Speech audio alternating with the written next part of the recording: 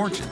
Some wives readily agreed to work in the field, while others were forced by their husbands. And if you were a low-class single woman, this was the only way to stay afloat until you found a husband. Not to mention the profession helped with that as well. It was pretty much similar to how a lot of people these days have an entertainment account only for their fans. If you know, you know.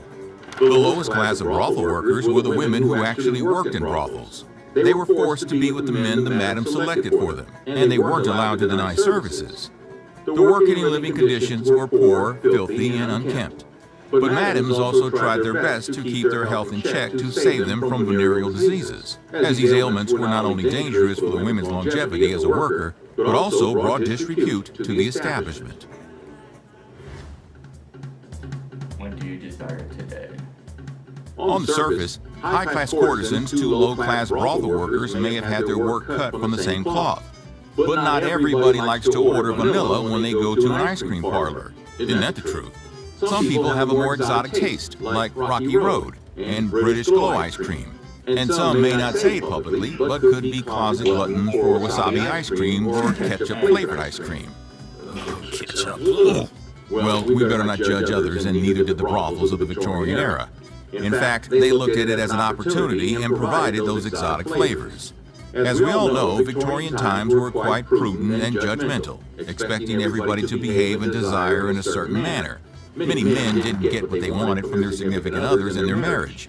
Most of them weren't even bold enough to mention it to their wives. And a certain number of them had desires that their wives were just biologically incapable of fulfilling. During the Victorian era, women were not allowed to have a liberal mindset when it comes to bedtime, so that explains a lot of stuff we just mentioned. But brothels were a place where there was no judgment regarding one's inhibitions, and one could get what they wanted, given they were in the right place. Brothels understood that, and they began dealing in expertise establishments that would offer exclusive services that were in demand. Themed brothels also had these establishments to keep their client lists private and avoid risky vagrants. Brothels would also publish their sporting guides or catalogs featuring their products. These books detailed brothel workers' profiles for their prospective clients to browse and choose women from the luxury of their homes before visiting an establishment. Profiles included ages, physical descriptions, personality types, and the cost of their service. One of the most famous guides was the Swells Guide through the Metropolis. In 2018, an extremely rare first edition of this guide was unearthed. It provides an eye-popping insight into the brothels of Victorian London.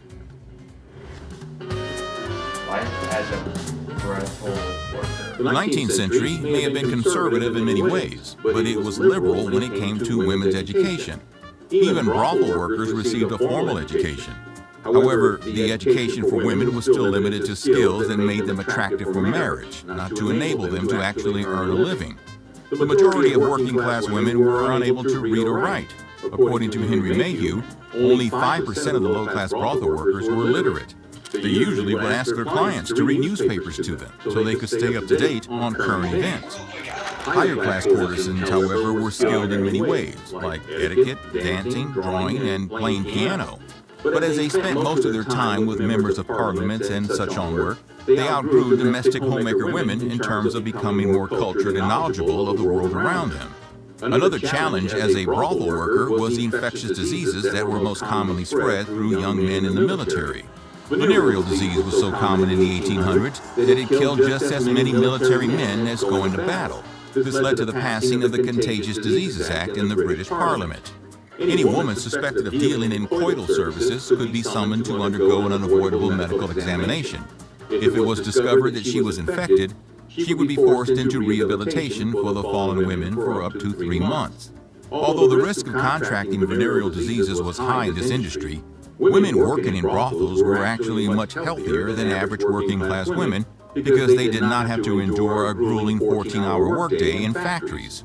So, what do you think? Could you have survived life as a woman in the Victorian era? We hope you enjoyed the video. Please share and like it. And don't forget to subscribe to Nutty History for more amazing content.